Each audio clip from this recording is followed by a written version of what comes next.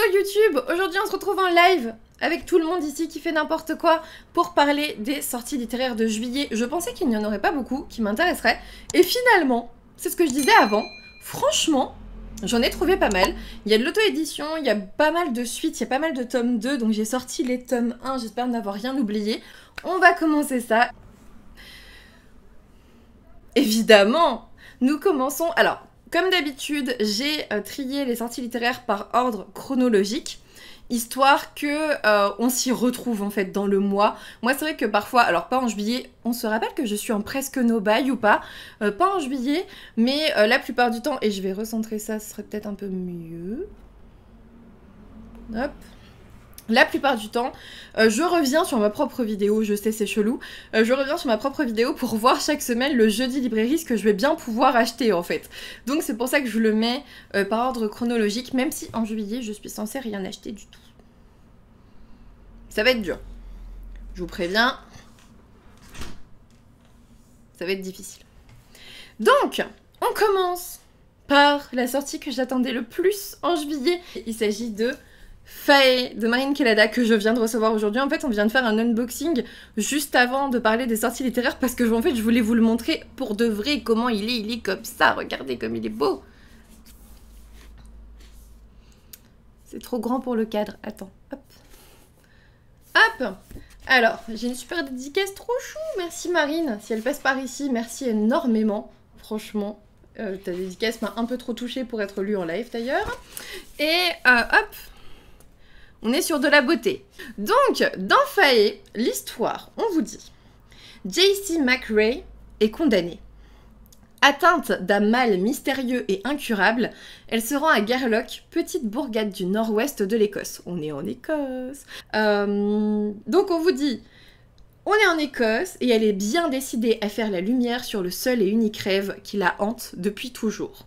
Mais lorsqu'elle rencontre un homme énigmatique au milieu des bois, l'essence même de son existence en est bouleversée. Pour vous donner une idée, je me suis arrêtée ici et je ne lirai pas la suite, je pense qu'il n'y a pas besoin. Je pense qu'il n'y a pas besoin, moi déjà, de toute façon, je vais le lire bientôt. Que ça soit seul ou accompagné, je suis censée peut-être le lire en lecture commune avec Marie de Mirazonchi. Donc nous verrons bien, ça pourrait être chouette. Et je sais que vous êtes plusieurs aussi, alors sur Twitch, peut-être sur YouTube, je ne sais pas.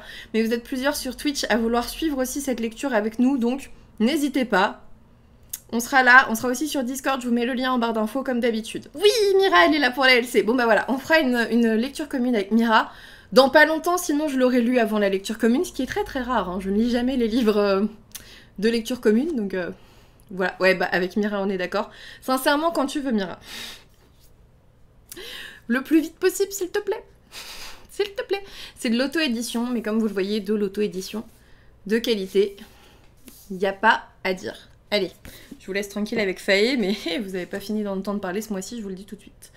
Seconde sortie de ce mois de juillet, qu'est-ce que j'ai noté? Les 5 soldats de bambou d'Eliane Jolmes, donc c'est la sortie, Plume Blanche du mois. Moi je l'avais acheté en décembre à Mons Livre, c'est pour ça que je l'ai. Et je l'avais fait dédicacer, et j'ai mon petit marque-page et tout. Franchement, Mons Livre pour ça c'est trop bien. Parce que tu peux avoir les livres... tu peux acheter les livres de Plume Blanche en avance, avant leur sortie l'année d'avant. Donc ça, c'est trop bien. Leur sortie l'année d'après. En fait, tu les as l'année d'avant. C'est ça. Franchement, il est très très beau. Et les en-têtes de chapitres sont très chouettes. Je vais vous montrer au tout début. Hop. Voilà. On est sur ça. Mais ça va pas être 600... Oh, si ça se lit, si, c'est bon. Donc, on vous dit, ils étaient 7, ils avaient sauvé le royaume, les poètes chantaient leurs exploits aux confins du Zhongguo, des steppes des hauts plateaux jusqu'aux plaines baignées de rizières, des hauts pics enneigés jusqu'aux rivages d'ardoise de la mer Jaune. Ils étaient 7, ils avaient chevauché l'azur céleste aux côtés des dragons, rallié le peuple de la forêt, vaincu l'armée des morts, instauré le règne du roi Dieu lumière éternelle et apporté au Qi un âge d'or sans précédent. Ils étaient les héros de la bataille du sorcier au bis de jade. Ils étaient 7, l'un a péri, un autre fut couronné, 5 sont repartis. Ils ont disparu là où s'effacent les légendes. Et je m'arrête là, il reste encore un paragraphe, mais ça donne déjà assez envie. Il y a des soldats, il y a des... il y a du bambou, et puis il y a des dragons. Voilà. Voilà, franchement, ça donne bien envie. Mais là, je vais faire une pause sur les dragons, je vous avoue, donc je le lirai pas tout de suite, on verra à la fin de l'année, je pense, de mon côté. Oui, les 5 soldats de bambou est un premier tome, c'est noté 1 ici. Donc oui, en effet, c'est un premier tome. Et il y a le 1 ici aussi, je pense. Il est noté de deux côtés. Troisième sortie de cette vidéo. La voleuse des toits de Lord Argelos, qui sort donc demain, mais qui est déjà sortie, parce que moi, je l'ai. Mais je l'ai dans une version qui sera peut-être bientôt collector parce que je l'ai en version auto-éditée. Là, c'est édité en version méga collector, comme vous voyez, avec dorure et tout. Il a l'air magnifique. En version... C'est chez Rivka. Version collector chez Rivka. Là, pour le coup... Putain, j'ai encore la personne qui me l'a offert. Énorme. Merci, Maud. Donc, moi, voilà. C'était comme ça à l'intérieur. Il y avait pas mal de petites choses. C'était travaillé, c'était chouette. Je ne sais pas si le texte est retravaillé, j'en ai aucune idée, mais moi je vais le garder comme ça, il me va très bien. On vous dit, avec, alors, véritable pilier de la société, les règles écarlates ont prohibé toute forme d'expression. L'art, la littérature et la musique n'existent plus. C'est horrible. Chaque jour, la milice multiplie les exécutions pour asseoir l'autorité du régime. Demoiselle respectable le jour et voleuse la nuit, Éléonore Ehrenstein s'élève contre l'ordre établi. Elle qui espère rejoindre la rébellion et renverser le gouvernement, la voilà brusquement fiancée à l'un des hommes les plus puissants du royaume. Je ne lis jamais la fin du résumé, vous le savez. Voilà, c'est quand même une belle petite bricasse, moi en tout cas. Donc j'imagine que la version collector sera très jolie. Je serais très curieuse de la feuilleter en librairie, sincèrement. Bah, normalement, je pense que Rivka retravaille les textes. Après, ça me dérange pas si ils n'ont pas ajouté grand-chose de garder ma version originale. Ça, c'est pas gênant. C'est pas gênant, pour moi. Ensuite, sortie suivante. La plus tendre des trahisons, qui est, on vous dit, le tome 3 du roman Le plus doux des poisons. Hop. Là, pour le coup, je n'ai pas le plus doux des poisons, donc je ne vous l'ai pas sorti. Je peux juste vous donner le résumé du tome 1, si jamais vous ne connaissez pas encore. On vous dit, à 16 ans, Zaru, je pense que c'est comme ça que ça se dit, Zaru a toujours rêvé de quitter sa petite ville natale. Malheureusement, dans un monde régi par la magie, la jeune fille n'en possède qu'une forme très simple, celle de communiquer avec les animaux, qui la condamne à travailler dans les écuries de son père jusqu'à ce que son talent s'épuise.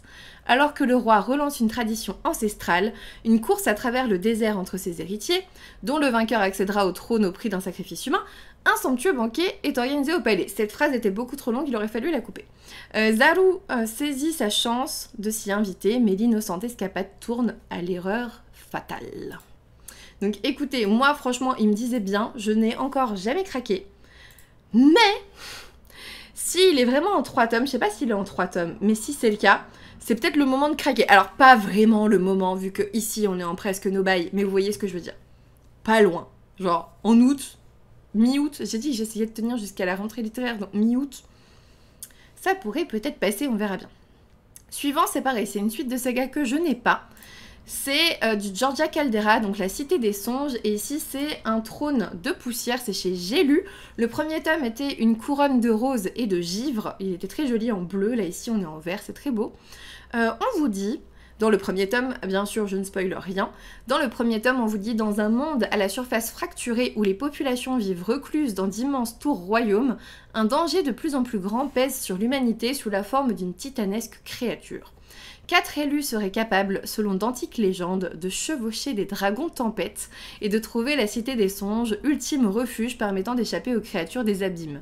Mais qui sont-ils? Et j'ai pas envie d'en lire plus parce que tu comprends bien que tu vas sûrement en suivre l'un des 4, hein, ou les 4, j'en sais rien, mais franchement ça a l'air trop bien, c'est du Georgia Caldera, j'ai vu beaucoup de bons avis. Pourquoi pas, si c'est pas apparenté à ces autres sagas, franchement ça me dit bien. Ça me dit bien, mais pas tout de suite, on l'a dit, hein, on l'a dit déjà, je peux pas. Je peux pas. Sortie suivante.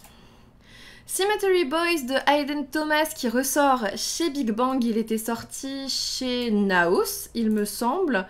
Oui, c'était Naos. On vous dit, franchement, il me fait trop envie.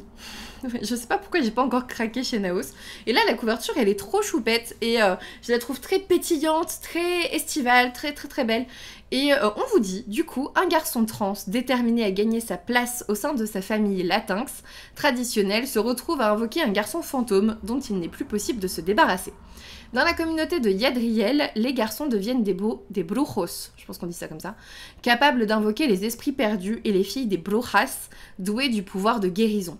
Yadriel sait qu'il est un véritable brujo, je suis désolée mais c'est dur à dire en même temps que le français, mais il va devoir le prouver à sa famille qui a du mal à accepter son genre. À quel point c'est super intéressant de faire un pouvoir différent entre filles et garçons avec un personnage trans. À quel point c'est super intéressant, ça me donne trop envie. Ça me donne trop envie, j'ai vu que des bons avis sur ce livre en plus. J'avoue, je ne l'ai pas demandé à Big Bang, mais parce que je savais que j'allais pas forcément le lire tout de suite, il me l'envoyait maintenant. J'ai déjà demandé pas mal de choses là ces temps-ci, je trouve, et du coup j'avais pas envie de m'en rajouter un et de pas savoir si j'allais lire là ou dans 6 mois ou l'an prochain. Je préfère me l'acheter, très sincèrement, et le lire quand vraiment... En plus avec cette couverture là, je me dis, et puis l'histoire de fantômes, Halloween, je me suis dit je veux pas le lire cet été, je veux le lire à Halloween, donc je pense que ça sera peut-être à Halloween. Voilà, on verra bien à ce moment-là. Sortie suivante.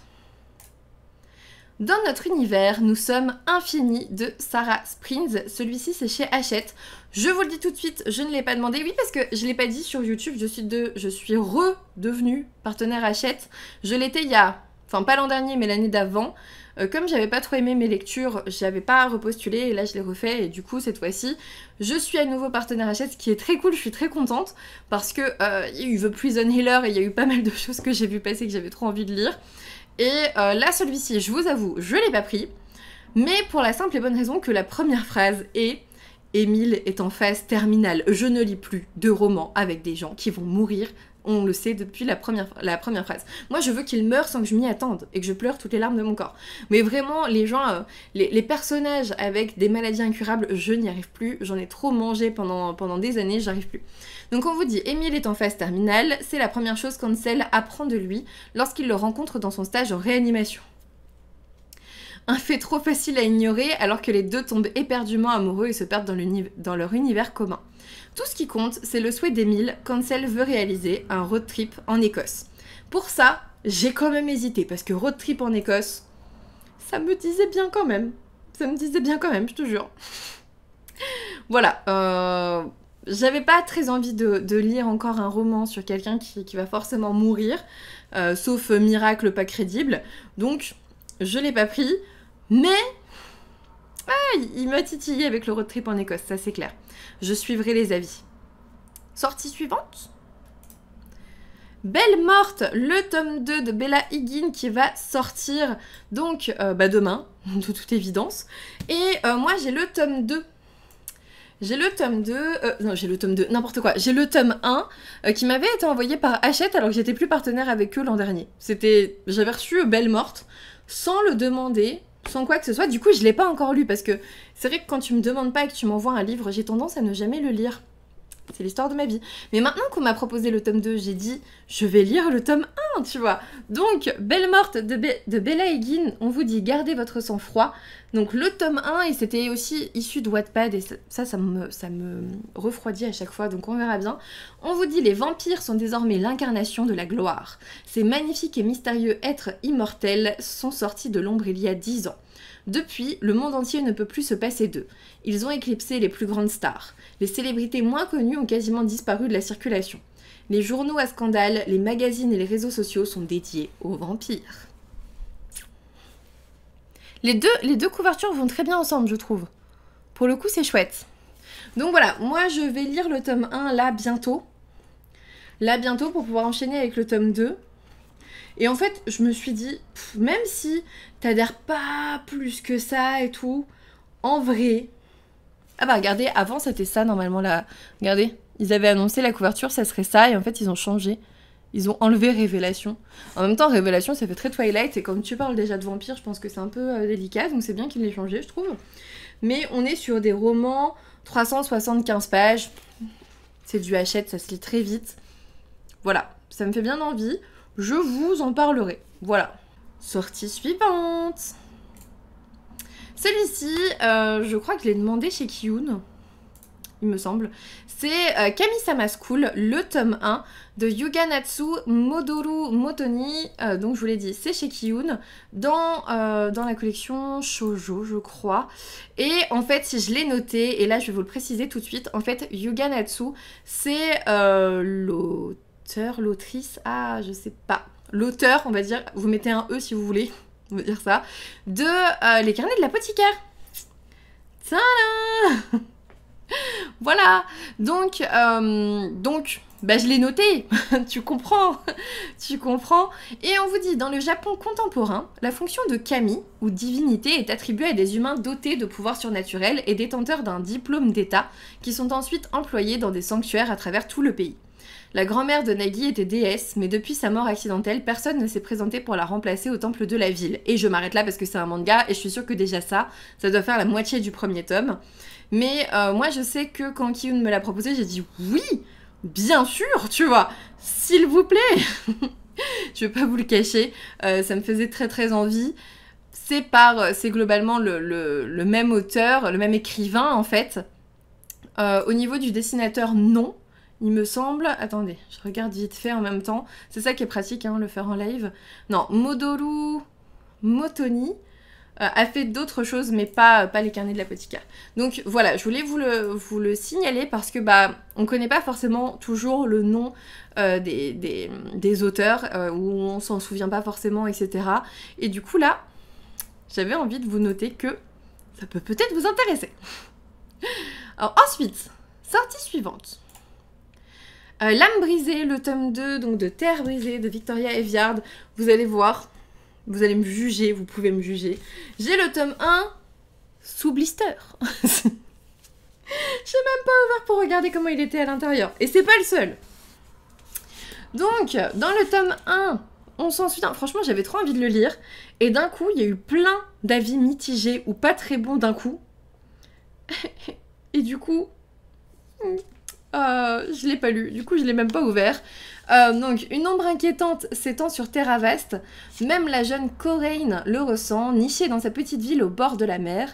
Fille d'une pirate légendaire, elle découvre bientôt une troublante vérité. Elle est la dernière d'une ancienne lignée prestigieuse et le seul espoir de sauver le monde de la destruction. Mais elle ne sera pas seule, alors même que l'obscurité tombe. Elle est rejointe par un groupe de compagnons improbables. Un écuyer, obligé de choisir entre la sécurité et l'honneur. Un immortel, désireux de se venger d'une promesse non tenue, une assassin, exilé et sanguinaire, une sorcière dont les énigmes cachent une prévoyance inquiétante, un faussaire au passé secret, et une chasseuse de primes avec un compte à régler. Donc moi j'ai vu qu'il y avait... Ouais, c'est ça. Moi j'ai vu qu'il y avait pas forcément de bons retours en VF, et par contre, en VO, il y a des bons retours. Donc est-ce que c'est la trad? Encore une fois, on est chez De Sexus, hein, c'est pas impossible. Donc à voir. À voir, mais moi je verrai. Franchement, si j'aime pas la trad, celui-ci je le revends et je l'achète en VO. Je n'ai aucun souci à faire ça. Aucun. Sortie suivante. J'étais obligée de le mettre. En plus, c'est Hayden Thomas, dont on a parlé avant. Les disparus du pays imaginaire, qui sort cette semaine. On vous dit, donc forcément, vous vous doutez, il y a un côté Peter Pan. Hein. Lorsque des enfants disparaissent dans la petite ville d'Astoria, tous les regards se portent sur Wendy. Il y a 5 ans, Wendy a été portée disparue avec ses 2 petits frères. Elle sera retrouvée au bout de 6 mois, seule, dans les bois. Quelques années plus tard, 2 enfants disparaissent à nouveau, rappelant à Wendy de sombres souvenirs. Alors qu'elle rentre chez elle par une route sombre à travers bois au volant de son pick-up, une forme gisant sur la chaussée l'oblige à s'arrêter. Il s'agit d'un jeune garçon qui prétend connaître Wendy et pourrait bien être la clé du mystère entourant toutes ces disparitions d'enfants. Il s'appelle Peter. J'avais besoin de lire le résumé jusqu'au bout parce que justement, je trouve que la fin, il s'appelle Peter, veut tout dire. Il est possible. Il est hautement probable que mon presque no-buy soit un presque no-buy à cause de ce roman. C'est hautement probable. C'est hautement probable. Mais parce que, franchement, la beauté de l'ouvrage et Peter Pan, quoi. Je suis pas fan de Peter Pan. D'ailleurs, il y a plein de réécritures que j'avais aucune envie de lire, mais celui-ci... Après, y a-t-il vraiment une urgence? Pas forcément. Pas forcément. Est-ce que je peux pas attendre mi-août pour l'acheter? Si, je pense qu'il sera toujours... il existera toujours, même en relié, hein. Mais bon. Mais moi, j'aime bien choisir mes reliés en magasin. Et du coup, je les ai tout de suite. Parce que j'aime bien vérifier qu'ils n'ont rien du tout. Parce que quand tu les commandes, c'est pas facile, quoi. Voilà, voilà. Sortie suivante.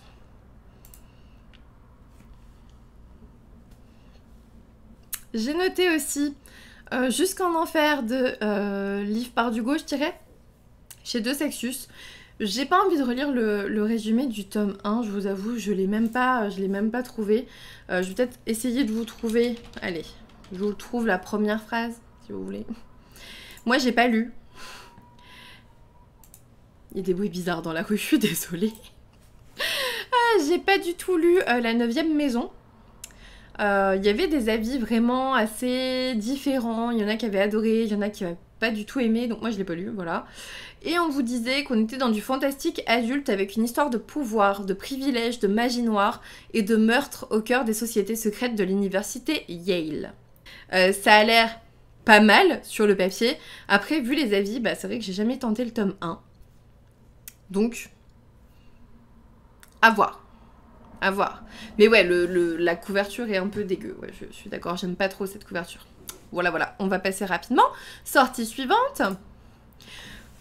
Une sortie exceptionnelle. Pluie rose de Camille Salomon. Il me semble que je vais le recevoir. Je crois. On vous dit Moros-sur-Mer, une explosion dans la nuit suivie d'un incendie. Une étrange absence de vent. Un climat qui semble mis sur pause. C'est à ce moment-là qu'emménagent Raven et Lucas avec leurs parents. Les jours passent et au lycée, de nouvelles amitiés se créent. Mais dans l'ombre, le mal, avec un M majuscule, rôde. La nature souffre, la ville étouffe à mesure qu'une étrange pollution la recouvre. La rancœur d'une étrange entité naît, alors que les adultes cèdent au chaos de leur esprit, les adolescents, eux, cherchent des réponses. Il y a un petit côté quand même Stranger Things ou pas?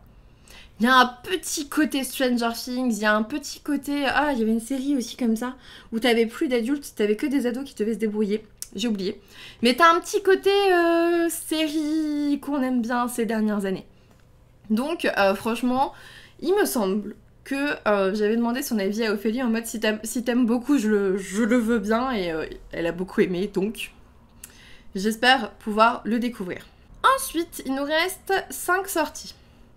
Sortie suivante. J'ai noté Steel Striker, l'ultime rébellion de Marie Lu ou Lou, je sais jamais. Donc chez Deux Sexus, j'ai le tome 1 encore sous blister. Voilà, je vous ai dit, il n'y en avait pas qu'un, bah il y en a 2, hein, voilà. En plus, je crois que j'ai acheté les 2 en même temps, il me semble.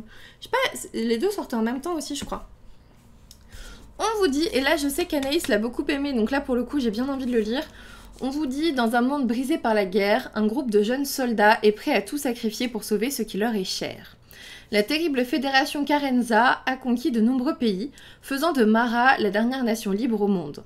Les réfugiés fuient vers sa frontière pour échapper à un sort bien pire que la mort, la transformation en créatures mutantes connues sous le nom de spectres et qui sont envoyées par la Fédération pour attaquer Mara. À quel point ça a l'air trop bien. En plus, avec la vie d'Anaïs, j'avoue, j'ai encore plus envie de le sortir, mais j'enlève pas le blister avant de me dire, ça y est, je le commence maintenant. Oui, c'est ça, Kira. Kira Bryan, c'est The Society. Très bien, c'est exactement ça. Merci. Merci, merci. Ensuite, le royaume des Otomae, je crois que c'est ça. Donc moi, non, le palais des Otomae, tome 2. Le palais. Donc, moi j'avais le tome 1 qui n'est pas sous blister. Le palais des Otomae de Nina Varela chez Deux Sexus. En fait, Deux Sexus, t'as pas compris qu'en juillet, d'habitude, il n'y a pas de sortie. Ils en sortent 4 ou un truc comme ça. C'est un peu too much, hein. C'est un peu too much. Normalement, en juillet, t'as pas grand-chose. On vous dit. Alors... Conçus par les humains pour leur bon plaisir, les Otomae ont renversé et asservi leur maître lors de la guerre des espèces qui a ravagé le royaume de Rabu. Ils se sont appropriés les domaines de leurs anciens propriétaires et les contrôlent désormais d'une poigne de fer. Mais oui, je me souviens, je voulais trop le dire. Ayla, ou Eila, je sais pas, travaille au palais de ses tortionnaires. Elle y a rapidement gravi les échelons, mais ne rêve que d'une chose, venger sa famille en tuant la fille du souverain, Lady Crier, ou Crier, je sais pas. À présent au service de celle-ci, la jeune humaine découvre contre toute attente qu'elle est douce et généreuse. Voilà. Voilà. Bien sûr, vous le savez, si j'ai pas lu les tomes 1 chez Deux Sexus, j'achèterai pas les tomes 2. Hein. Je me fiche. Tant pis si je les trouve pas en relié, franchement, je joue plus à leur course au relié, au collector, machin, c'est hors de question. Voilà. Je ne juge pas les gens qui le font par contre, bien évidemment. Chacun fait ce qu'il veut de son argent et de tout. Ensuite, sortie suivante. Un nouveau roman auto-édité, Chimère de braise et de rêve, de Ninon Iris H. Ouais, je crois que c'est ça, il y a H à la fin. C'est un tome 1. On vous dit: elle ne peut échapper à son destin. Ils lui dévoileront un nouveau chemin. Fiancée à l'héritier du clan régent des chimères, Rei est destinée depuis l'enfance à devenir le jouet de ceux qui ont détruit sa famille. Nommée promise de pureté, sa vie n'est faite que d'interdictions.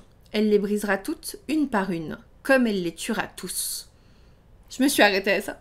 Je sais pas s'il y a de la dark, j'en sais rien du tout, j'en ai aucune idée. J'ai pas envie de savoir, en fait il me fait trop envie. La couverture est vraiment sublime, je trouve que c'est très réussi.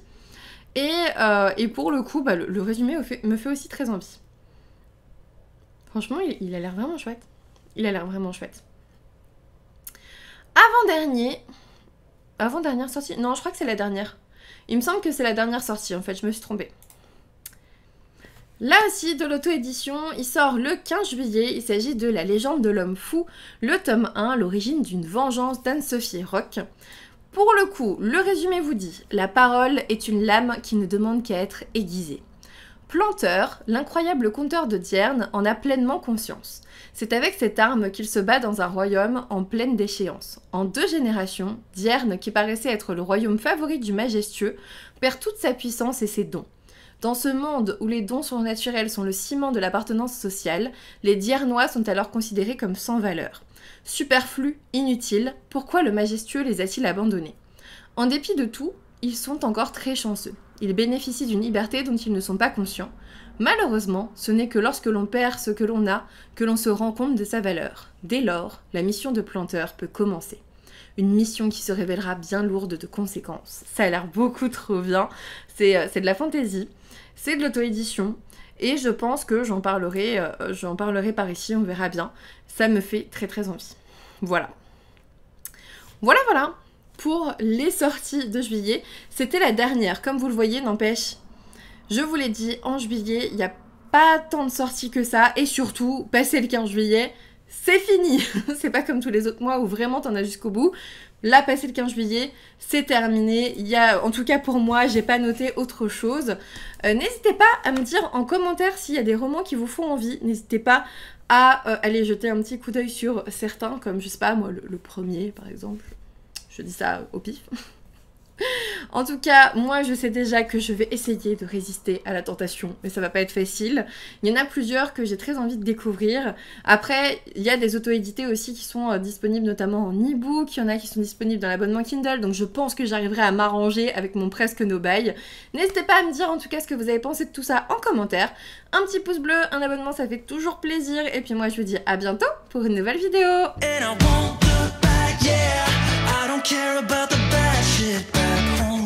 Cincinnati,